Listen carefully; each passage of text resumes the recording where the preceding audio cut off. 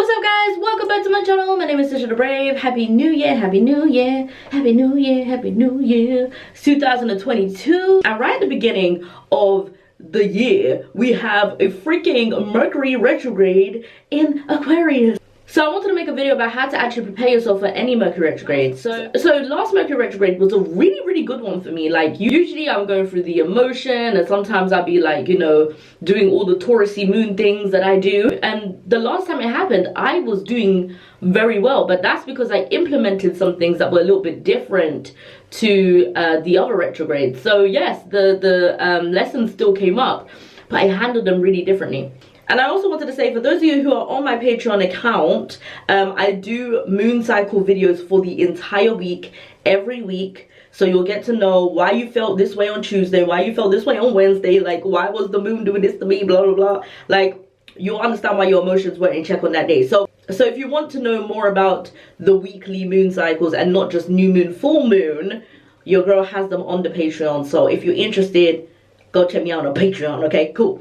So let's get into the video, shall we?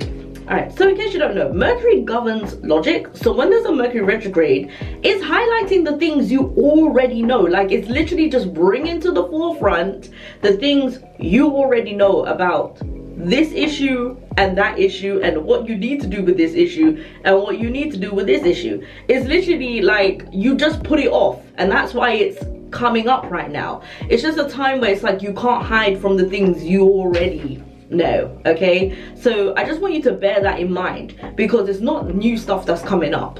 It's stuff you already know what to do with, but you just shook us. Period. So the first thing you could do to prepare yourself for a Mercury retrograde is just check what house it's going to be for your specific zodiac sign, because that will probably be the main theme that comes up for you. So there are several websites where you can definitely check that out on.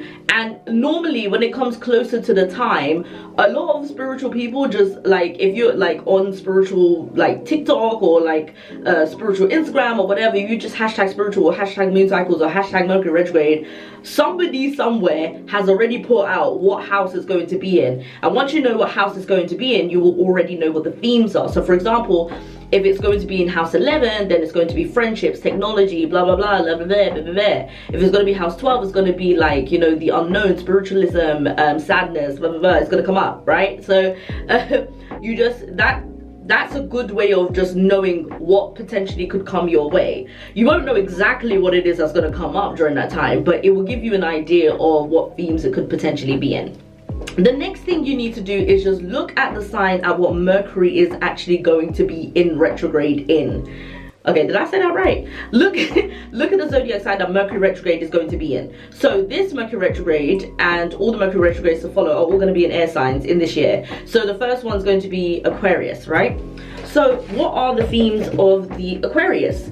Technology, friendships, futurism, humanity. So just generally, now that I've told you the themes of the Aquarius, I just want you to know that during Mercury retrograde, be careful of like travel, like public transport, electricity, driving around, you know, stuff like that, because that is, technology is kind of like what Aquarius governs. I wouldn't be surprised if like the internet had a problem, or if Facebook had a problem again, or if any social media has a problem, because Mercury retrograde, guys, is just what happens. And this time it's an Aquarius, so it will happen in that way. So anyways, the next thing I want to talk about is working on your chakras, especially before Mercury retrograde comes, because sometimes when we work on our chakras, that will require us to have to do some action. And during Mercury retrograde, it's like, don't do anything that you're not comfortable with, because you know, it may just be something, you know, your energy has to be a bit different during Mercury retrograde. So work on your chakras beforehand. If you are unaware of what chakras you need to work on, I do have a video for the zodiac signs and the chakras they need to work on,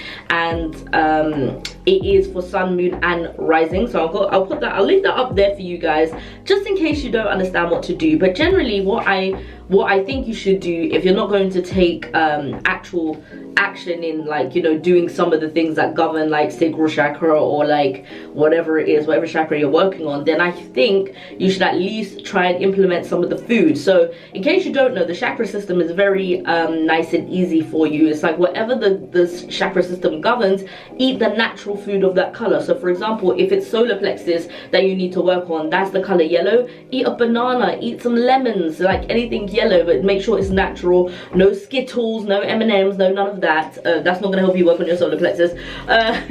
But generally, if it means that you're not taking action, then that's the thing you should be doing.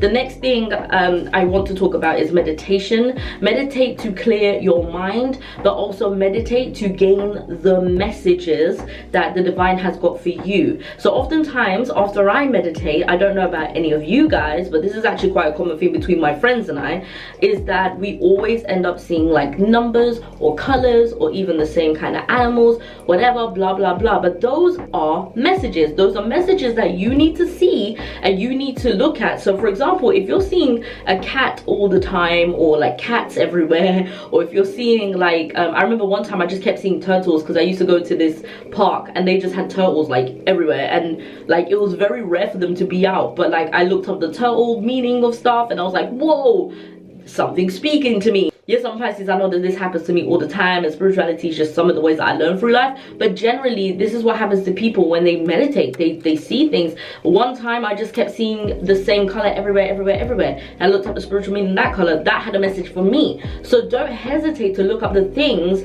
that you're going to be seeing after meditation, because those are the things that help you understand why you're seeing those things. What is the message that the divine is giving to you? You know, that's the way we connect. It's through trust and faith, and by allowing us to just be blind going in. Meditation, you're going in blind, you're going in silent, you're going in a place where it can't be divided. As Wayne Dyer says, it's like silence can't be divided. You know what I'm saying? Like just go in the silence. Or sometimes if you need to, listen to some music or sound bowls. Sound bowls are really amazing. Try that, but you have to meditate, because whatever you're going to learn through, you're going to be able to have to navigate this calmly. You're going to have to be able to think through rationally, and right now and during that time, it's not going to be easy for you to do that. Meditation helps you slow down. It makes you see the bigger picture. So do that. It's very important. If you don't know how to meditate, I've got a video up here, so that will help. Listen to uplifting and positive things during this time. Last Mercury retrograde for me, I was listening to Wayne Dyer, and I was listening to his lectures over and over and over and over and over and over again in Mercury retrograde. And you know what that did?